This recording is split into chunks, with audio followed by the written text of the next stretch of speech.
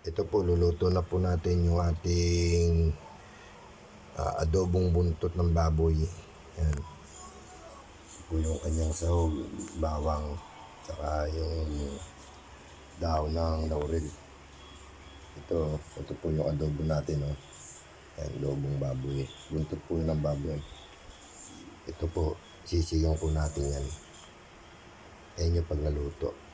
Kaya pa pala ito, pork chop, pinapiprito sa akin ni Kolokoy. Morning po mga boss.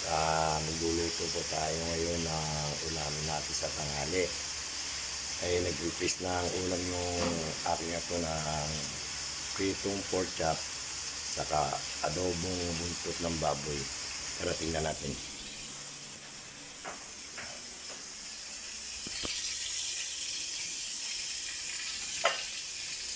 Ayan po, luto na po yung ating adobo. Patayin na natin. Saka yung pritong pork chop. Ayan po.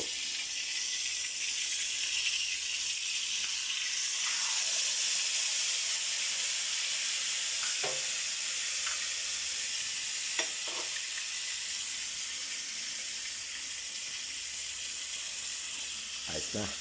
Kain na po tayo.